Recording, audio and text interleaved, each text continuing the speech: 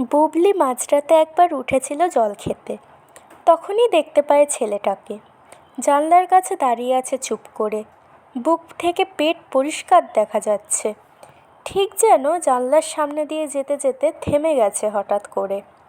বুবলির মাথায় আসে না যে এই দোতলার ঘরের বাইরের দিকে রাস্তার উপর কোনো বারান্দা নেই। এলে তখনই ভয় পেত ও, ছেলেটা কেমন করে ঝুলে আছে ভেবে।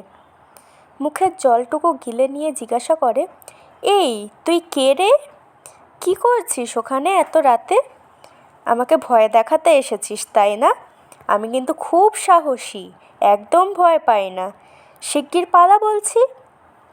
ছেলেটা এত কথার উত্তরে একটাই কথা বলে শুধু, আমার কলমটা দিয়ে দাও, আমি চলে যাচ্ছি। তোর কলম? কোথায় তোর কলম? আমি তার কি জানি। ওই তো টেবিলের উপরে ডায়েরির মধ্যে আছে, দিয়ে দাও আমাকে। ছেলেটা অন্ধকার ঘরের ভেতর দিকে আঙুল তুলে দেখায়।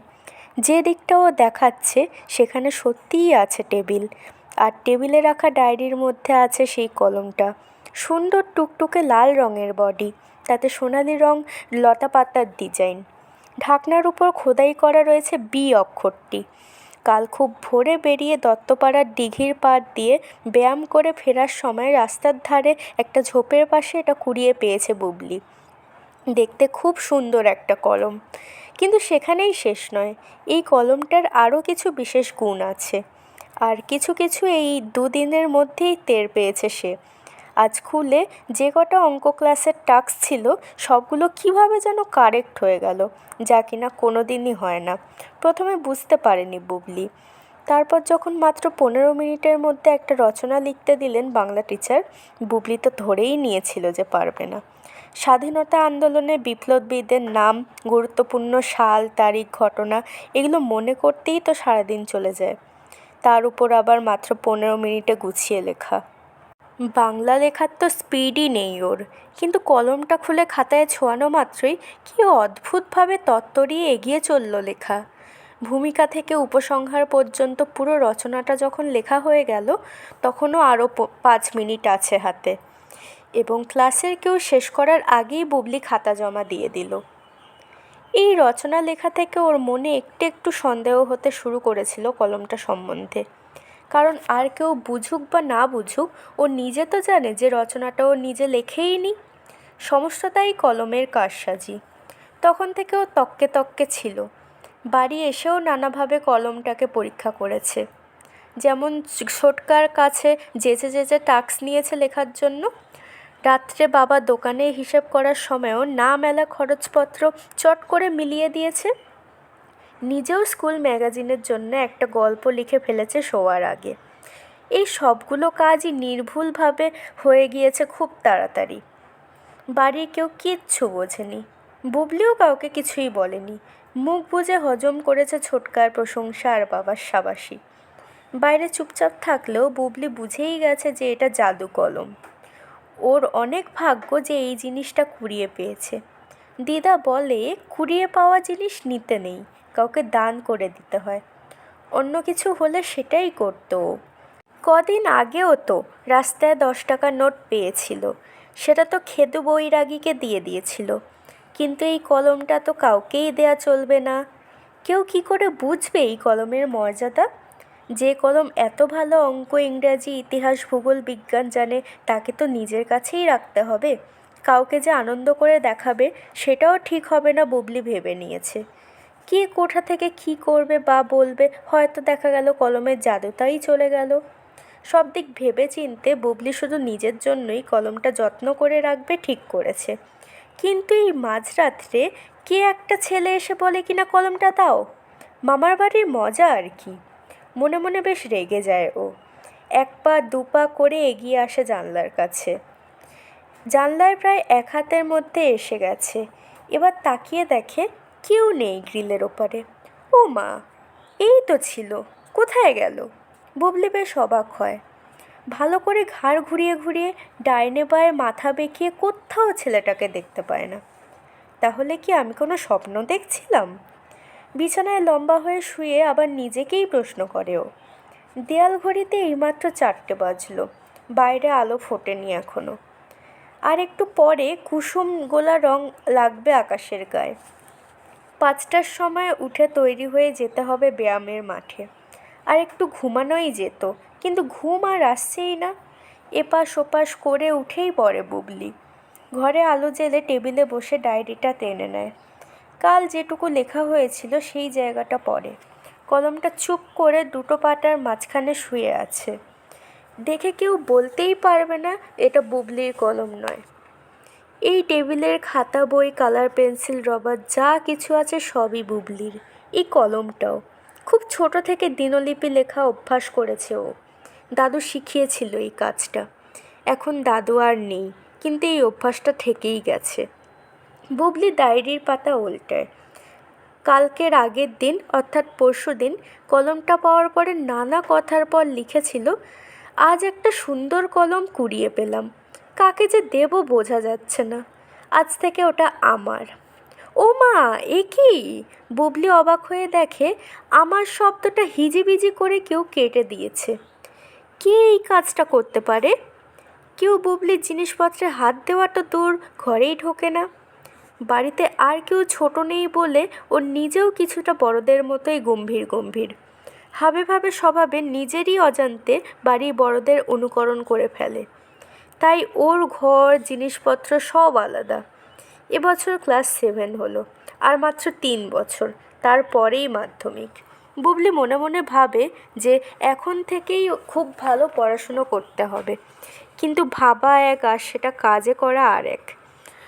পড়ার থেকে খেলার মাঠ, ব্যায়ামের ক্লাস বা সাঁতার এগুলোই বেশি মন টানে।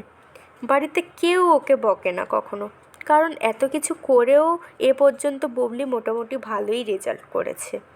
মোটামুটি অর্থাৎ সব বিষয়ে 50-60 এরকম নম্বর। কিন্তু এই কলমটা পাওয়ার পর থেকে ওর মনেও কিছুটা বদল ঘটে গিয়েছে যেন। আজ দুপুরেই স্কুলে টিফিন খেতে খেতে বন্ধুরা সবাই গল্প করছিল কম নাম্বার পেলে বাড়িতে কীরকম সব বকুনি জোটে। তখন হঠাৎ বুবলির মনে হলো, সত্যিই তো, ওকে তো বাবা মা বা কেউ কোনো দিন বলেনি এত কম নাম্বার কেন, আরও ভালো পেতে হবে বা আর কিছু, সবার বাড়িতে যেমন বলে আর কি। বুবলি নিজেই ভেবে দেখেছে 60 নাম্বার পাওয়ার পর বাকি 40 কোথায় গেল। ও নিশ্চয়ই ভুল লিখেছে, তাই অতগুলো নাম্বার কাটা গেছে। এই কথা একবার মনে যখন এলো, তারপর থেকে আর নিজের রেজাল্টকে ভালো বলে ভাবা যাচ্ছে না। কেবলই মনে হচ্ছে 40-50টা নম্বর কোথায় গেল। ভিতর থেকে এক অন্য বুবলি যেন কেবলই বলে উঠছে, 100-এ 50 পায় খারাপ মেয়েরা, 100-এ 100 পেলে তবেই তাকে বলে ভালো মেয়ে। এই কলমটা কুড়িয়ে পাওয়ার পর থেকেই এই সব কথা ওর মাথার মধ্যে ঢুকে পড়েছে। এখন ওর পরিকল্পনা হলো সব সাবজেক্টে হাইয়েস্ট নাম্বার পেয়ে বাড়িতে, স্কুলে দিদিমণিদের আর বন্ধুদের টাক লাগিয়ে দেয়া। সেই পরিকল্পনা সফল করতে এই কলমের সাহায্য দরকার। একমাত্র এই কলমটাই পারবে ওকে সব দিক দিয়ে ঠিকঠাক লিখিয়ে নিতে। তাই বলে কি নিজে নিজে আর কিছু পড়বে না বুবলি? নিশ্চয়ই পড়বে। সেই জন্যেই তো আবার নতুন করে রুটিন করবে আজ। কিন্তু নিজেই পড়ুক আর যাই করুক, এই কলমটাকে হাতছাড়া করা চলবেই না। যে কেউ এসে বলবে আর তাকেই কলমটা দিয়ে দেবে বুবলি, এটা কখনোই হবে না। নানা রকম ভাবতে ভাবতে আবার ঘুমিয়ে পড়েছিল। ঘুম ভেঙে শুনতে পায় বাবার গলা। কান খাড়া করে শুনতে চেষ্টা করে, কিন্তু বাবা মায়ের মধ্যে প্রবল কিছু কথা হচ্ছে এটুকুই শুধু বোঝা যায়। কথাগুলো দোতলা অবধি আসছে না। পায়ে পায়ে এগিয়ে আসে বুবলি। সিঁড়ির ল্যান্ডিংয়ে দাঁড়িয়ে দেখতে পায় নিচে বারান্দায় মা হাত নেড়ে বাবাকে বেশ ধমক দিয়ে বলছে, এভাবে হয় না, তুমি ওকে কিছু টাকা দিয়ে বিদেয় করো। জানা নেই শোনা নেই বললো আর নিয়ে চলে এলে। আমরা দুজনেই কাজে বেরিয়ে যাই, বাড়িতেও একা থাকবে। বাবার ম্রিয়মাণ স্বর, আহা একা কেন, বুবলি তো থাকছে। ও মর্নিং স্কুল সেরে 12টার মধ্যেই চলে আসে, থাকবে দুজনে ভাই বোনের মতো। নিজের নাম শুনতে পেয়ে তরতর করে নেমে আসে বুবলি। একটা ছেলে মাথা নিচু করে দাঁড়িয়ে আছে বাবার আঙুল ধরে, আর মা সমানে বাবাকে বকুনি দিয়ে যাচ্ছে। ব্যাপার বুঝতে অসুবিধা হয় না বুদ্ধিমতী বুবলির। বাবার স্বভাবও জানে, খুবই দয়ালু মানুষ বাবা।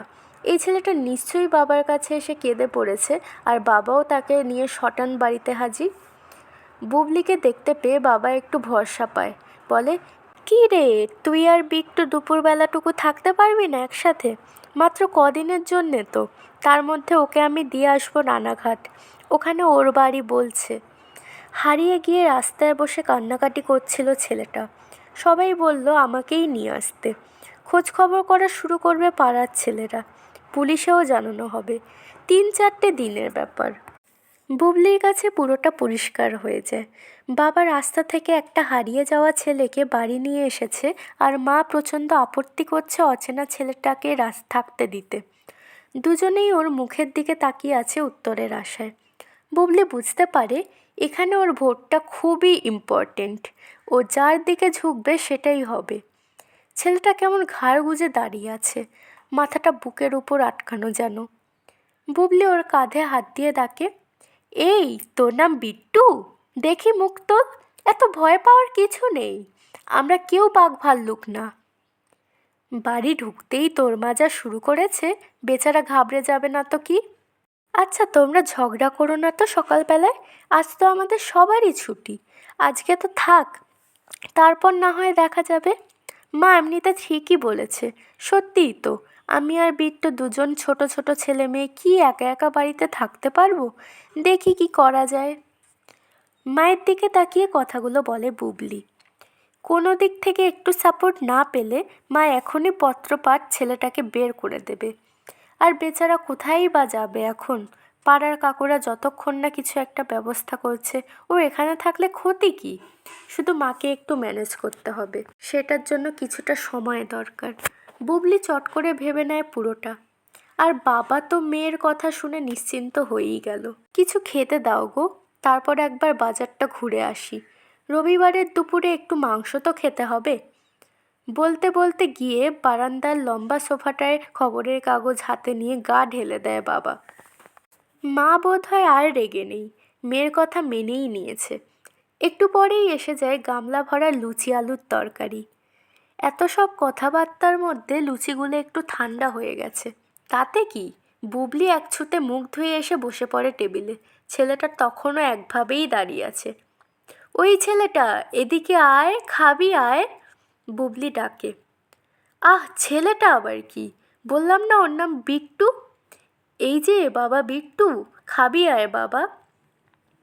বাবার গলা দিয়ে স্নেহ ঝরে পড়ছে দেখে মা লুচি হাতে কটমট করে তাকায়।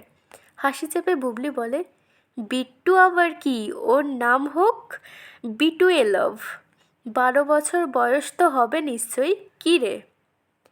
এত যে কথা হচ্ছে, ছেলেটা সেই একই ভঙ্গিতে দাঁড়িয়ে আছে, মাথা তোলেনি একবারও।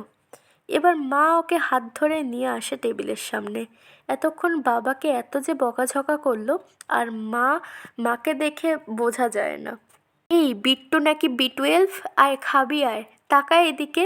এভাবে মাথা গুঁজে সেই থেকে দাঁড়িয়ে আছিস কেন? হারিয়ে গিয়েছিস? জলে তো পড়িসনি, সবাই তোর বাড়ি খুঁজে দেবে ঠিক। মায়ের কথার জন্যই যেন অপেক্ষা করছিল ছেলেটা। এবার মাথা তুলে তাকায় সবার দিকে। বুবলি ঠিক উল্টো দিকের চেয়ারে বসে সোজাসুজি তাকায় ওর দিকে। আর বুবলি ওর মুখটা দেখে চমকে ওঠে। এ কি, এই ছেলেটাই তো কাল রাতে ওর জানলায় দাঁড়িয়েছিল। ও এখানে এলো কি করে? আর কাল রাত্রেই বা জানলা অবধি উঠল কী করে? এতক্ষণ মনের ভিতর প্রশ্নের ঝড় ওঠে। জানলার বাইরেও দাঁড়ালো কিভাবে? ওই জানলই বা কিভাবে যে কলমটা বুবলির কাছেই আছে? রানাঘাট থেকে এত দূরও এলোই বা কার সঙ্গে? বুবলি মুখ ভর্তি লুচি নিয়ে হা করে তাকিয়ে থাকে ছেলেটির দিকে। কি হলো তোর আবার? খাচ্ছিস না যে? আজ তো ব্যায়াম করতে মাঠেও গেলি না। এত দেরি হলো কেন তোর ঘুম থেকে উঠতে? মা অজস্র কথা বলে যেতে থাকে। বুবলি নিজে প্লেট হাতে নিয়ে উঠে দাঁড়ায়। মা, আমি একটু উপরে যাচ্ছি। কেন? খাওয়াটা শেষ করে গেলে কি হতো? সবেতেই হুড়োহুড়ি তোর। মা বিরক্ত মুখে বলে, প্লিজ মা, আমার একটা খুব জরুরি কাজ মনে পড়ে গেল, রাগ করো না প্লিজ। বুবলি আর দাঁড়িয়ে না থেকে হুড়মুড় করে এসে ঢোকে দোতলার নিজের ঘরে। লুচি প্লেট রেখে দিয়ে বারান্দায় কোনো মতে হাতটা ধুয়ে নিয়েই টেবিলের উপরে রাখা ডায়েরিটা খুলেই বড় বড় চোখে তাকিয়ে থাকে। যেখানে ওর নিজের হাতে লেখা আমার শব্দটা কেউ কেটে রেখেছিল, তার নিচে গুড়ি গুড়ি করে লেখা, এই কলমটা আমার নতুন ভাই B12-এর। প্রচণ্ড অবাক হয়ে লেখাটার দিকে তাকিয়ে থাকে বুবলি। কে লিখলো এটা? B12 নামটাই বা কেউ কি করে জানলো? এই তো মাত্র কিছুক্ষণ আগে ও ঠাট্টা করে দেখেছে ছেলেটাকে। ও তো এর মধ্যে ওঠেও নি টেবিল থেকে। তাহলে বুবলি লাফিয়ে লাফিয়ে আবার নেমে আসে। ছেলেটা সেই একইভাবে এক জায়গায় বসে আস্তে আস্তে লুচি ছিঁড়ে ছিঁড়ে খাচ্ছে। আর বাবা এমন চোখে ওর চোখে তাকিয়ে আছে যেন কি একটা মহান কাজ করে ফেলেছে ছেলেটা। আসলে বাবা এই রকমই, সামান্য সামান্য ব্যাপারে এত আবেগপ্রবণ হয়ে যায়। আর মানুষের জন্য কিছুমাত্র করার সুযোগ পেলে সেটা করবেই। বাবার এই মনটার জন্য বুবলি স্পেশাল ভালোবাসে বাবাকে। মাও যে খুব ভালোবাসে তা ও ঠিকই জানে, শুধু মা মুখে স্বীকার করে না সেটা। কিন্তু এখন এসব দেখার বা ভাবার সময় নেই। বুবলি এসে দাঁড়ায় টেবিলের সামনে। এই তুই একবার চল তো ওপরে। ওকে আবার এখনই ডাকছিস কেন? খাচ্ছে, খাক না। মা বলে। না মা, পরে খাবে, একটা ভীষণ দরকার আছে ওর সঙ্গে আমার। এই তো এলো ছেলেটা, এখনো চিনিস না ভালো করে? এরই মধ্যে কী দরকার পড়লো তোর? জানি না বাবা। মাকে বাধা দিয়ে বাবা বলে ওঠে, আহা রাগ করছো কেন? সমবয়সী বাচ্চা, যাক না ওপরে, হয়তো গল্পগুজব করবে। এসব কথা শোনার জন্য বুবলি দাঁড়িয়ে থাকেনি। ও উপরে চলে এসেছে ছেলেটাকে সঙ্গে নিয়ে। ঘরে ঢুকে দরজা বন্ধ করে দেয়। নিচে বসে চেয়ারে। সামনে দাঁড়ানো ছেলেটা। কি আশ্চর্য, ওর মাথার আবার বুকের সঙ্গে ঠেকিয়ে ফেলেছে। বুবলি কড়া গলায় বলে, এই কে রে তুই? এসব ভেলকি হচ্ছে আমার সাথে? আমাকে ভয় দেখানোর চেষ্টা করলে ভালো হবে না বলে দিচ্ছি। আমি কিন্তু ভয় পাই না একদম। বল তুই আসলে কে? ছেলেটা এতক্ষণে ফিক করে হেসে ফেলে। তারপর বলে, আমি বিট্টু, না না আমি B12, তোমার একটা নতুন ভাই। বাহ, বেশ কথা জানিস তো তুই। তাহলে মাথায় হেড করেছিলি কেন? আর আমার ডায়েরিতেই এই সব কে লিখলো বল? তুই তো নিচে ছিলি, তাহলে এই কি করে লেখা হলো এই সব? ডায়েরি খুলে মেলে ধরে বুবলি ছেলেটার চোখের সামনে। কি হলো, চুপ কেন? সত্যি কথা বল বলছি। বুবলি রেগে উঠেছে। এবার ছেলেটা নড়ে চড়ে দাঁড়ায়। আমি তো কাল থেকেই বলছি আমার কলমটা দিয়ে দাও, আমি চলে যাচ্ছি। তুমি দিচ্ছ না, তাই লিখতে হলো। তুই লিখেছিস কি করে? তুই তো নিচে ছিলি। আমি একসঙ্গে নিচে উপরে মাটিতে আকাশে সব জায়গায় থাকতে পারি। আমি তো ভূত। কি? এই একটা হাফ প্যান্ট গেঞ্জি পরা ছেলে বলে কি না ও ভূত? বুবলি হেসে গড়ায়। ছেলেটা এবার গম্ভীর হয়ে গেছে। তুমি বিশ্বাস করছো না তো? বেশ, রানাঘাটে স্টেশনের পাশে আমাদের বাড়ি। খবর নিয়ে দেখো 3 দিন আগে সরল স্যারের ছেলে বিট্টু ট্রেনে কাটা পড়েছে কি না। পাঠাও কাউকে, তাহলেই বুঝতে পারবে। বুবলি হা করে তাকিয়ে থাকে। বলে কি ছেলেটা? ও কি পাগল? বাবাকে মাকে ডাকবে কি? আচ্ছা থাক, আর একটু দেখে নেওয়া যাক বরং। তাহলে বাবা যে বলল তুই হারিয়ে গিয়ে চলে এসেছিস, সবাই তোর বাড়ি খোঁজ করতে শুরু করেছে, সবাইকে তুই মিথ্যে কথা বলেছিস? বললাম তো, বলতেই হলো। যদি সত্যি কথা বলতাম যে আমি ভূত, তাহলে কেউ বিশ্বাসই করতো না। এই যেমন তুমিও করছো না। এখানে সবাই মিথ্যে কথাই বিশ্বাস করে। এবার বিট্টুর গলা উদাস। কিন্তু বুবলিও ছেড়ে দেওয়ার পাত্র নয়। যে সে তাকে যা খুশি বুঝিয়ে যাবে এমনটা সে কখনোই মানতে পারবে না। চোখ সরু করে কোমরে হাত দিয়ে বিট্টুর দিকে এগিয়ে এসে সে বললে, তাহলে তুই কাটা পড়লি রানাঘাট স্টেশনে, আর কলমটা পড়ে থাকলো এখানে মাথার ধারে। এটা কি করে তোর কলম হয়? আমি তো কোনো প্রমাণই পাচ্ছি না, বোঝা আমাকে দেখি। এবার বিট্টু হেসে ফেলে। কেন? ওই যে তোমার ডায়েরির লেখাটা, B12 কার নাম? কি করে কলম সেটা জানলো? এতেই তো বুঝে যাওয়া উচিত। সে কথাটাও বুবলির যে মনে হয়নি তা নয়, কিন্তু এত সহজেই বিট্টুকে সে কলমের মালিক মেনে নিতে রাজি নয়। তাহলেই ওটা ফেরত দিয়ে দিতে হবে, সে বিট্টু ভূতই হোক আর মানুষই হোক। তাই আরও শক্ত প্রমাণের প্যাচে ফেলে বুবলি জিতে যেতে চাইছে। একটু ভেবে নিয়ে সে বলে, কলমটা জাদু জানে। ও এই ঘর থেকেই আমাদের নিচের কথা সব শুনতে পেয়ে ওটা লিখেছে মনে হয়। এতে কিছুতেই প্রমাণ হয় না যে ওটা তোর কলম। পাবি না, যা, হয় প্রমাণ দিবি নয়তো কলম আমার। বিট্টু চুপ করে শোনে কথাগুলো। তারপর বলে, আমার কাঁধে ব্যাগ ছিল আর ভিতরে ছিল ছোট্ট পার্স, তার মধ্যে স্যারের মাইনে আর কলমটা ছিল। রেল লাইনের ধার দিয়ে শর্টকাট করে পড়তে যাচ্ছিলাম স্যারের বাড়ি। আমাদের পাড়ার পরের শত পিছন থেকে এসে ছোঁ মেরে ব্যাগটা টেনে নিয়ে গেল। আমিও ওদের পিছনে ছুটলাম। তখন সন্ধেবেলা। ছুটতে ছুটতে ওরা প্ল্যাটফর্মের দিকে এগিয়ে গেল। আমি পারলাম না, লাইনের উপর হোঁচট খেয়ে পড়ে গেলাম। একটা ট্রেন এসে আমার উপর দিয়ে চলে গেল। ব্যাগটা ওদেরই কেউ এতদূর এনেছে, টাকাটা নিয়ে গিয়েছে আর কলমটা ফেলে দিয়েছে রাস্তায়। কিন্তু আমার ওটা ছাড়া চলবে না। ওটা আমার মা জন্মদিনে দিয়েছিল। মাও তো চলে গেছে, আমি শুধু হাওয়ায় ভেসে বেড়াচ্ছি। এখন মার কাছে যেতে হলে ওই কলমটা আমাকেই চিঠি লিখতে হবে। মানুষ হলে আমি তোমায় ওটা দিয়েই দিতাম দিদি, বিশ্বাস করো। এক নাগাড়ে অনেকক্ষণ কথা বলে থামে বিট্টু। বুবলির মন খারাপ হয়ে গিয়েছিল ওর কথা শুনে। এখন আর কোনো রাগ নেই। বিট্টুর কাছে এসে দাঁড়ায়। ছেলেটার চোখ দিয়ে জল গড়িয়ে পড়ছে। তাছাড়া ওকে দিদি বলে ডাকলো কি মিষ্টি করে। ফ্রকের ঘের দিয়ে ওর চোখ মুছিয়ে দেয় বুবলি। তারপর ডায়েরির ভিতর থেকে কলমটা বের করে ওর হাতে দেয়। এই নে B12, কাঁদিস না। আমার শুধু একটাই চিন্তা এখন, কি করে ক্লাসে আবার রচনা লিখব, কি করে হায়েস্ট নাম্বার পাবো, কি করে সব অঙ্ক রাইট করব। কলম হাতে পেয়ে একগাল হাসে ছেলেটা। সে তুমি ভেবো না, শুধু পড়তে বসে একবার ভাববে তোমার পাশেই এই B12 ভাইটা আছে হাতে কলম নিয়ে। এতেই তুমি নিজে সব পড়া করে ফেলতে পারবে। ঠিক তো? তুই থাকবি তো আমার পাশে পাশে? চলে যাবি না? একবার শুধু রানাঘাটে যাব। বাবা আর বোনটা খুব কাঁদছে তো, কাল দেখে এসেছি। আবার চলে আসবো। কোনো চিন্তা করো না তুমি। নিচ থেকে বাবা জোরে জোরে ডাকছে শুনতে পায় বুবলি। বিট্টুকে ঘরে বসতে বলে আবার নেমে আসে সে। বাবা মা দুজনেই খুব উত্তেজিত। পাড়ার 2-3 জন কাকু এসেছে। একজনের হাতে খবরের কাগজ। বুবলি দেখে যা কি কাণ্ড। কি হয়েছে বাবা? বুবলি এগিয়ে এসে বাবার হাতে ধরা কাগজটা ধরে নেয়। বিট্টু যা যা বলে গেল সব মিলে যাচ্ছে। রানাঘাট স্টেশনে বছর 12 বাচ্চা ছেলের ট্রেন অ্যাক্সিডেন্টের খবর রয়েছে, সঙ্গে ছেলেটির ছবি। সেই ছবি দেখেই হুমড়ি খেয়ে পড়েছে সবাই। হুবহু বিট্টুর ছবি। কি আশ্চর্য! কিন্তু বুবলি একটু অবাক হয় না। মা জিজ্ঞাসা করছে, ছেলেটা কোথায় রে? এই ছবিটা একদম দেখতে দেখ, ডাক তো ওকে একবার দেখি। একজন কাকু বললে, গেঞ্জিটাও তো একরকম। বুবলি স্থির দৃষ্টিতে মায়ের দিকে তাকিয়ে বলে, এত অবাক হওয়ার কি আছে মা? এরকম দেখতে 2জন মানুষ কি হয় না? তাছাড়া B12 এখন আমার ঘরে ছবি আঁকছে, ওকে ডিস্টার্ব করো না তোমরা।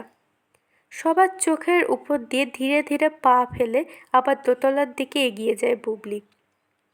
ওর মনে একটাই শান্তি, কলমটা ফেরত দিয়ে দিয়েছে ঠিকই, কিন্তু B12 জাদু কলমটা নিয়ে আশেপাশেই থাকবে।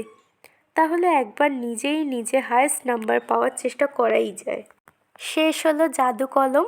গল্পটা যদি ভালো লেগে থাকে তাহলে অবশ্যই লাইক, শেয়ার, কমেন্ট করবে আর সাবস্ক্রাইব করতে প্লিজ ভুলবেন না।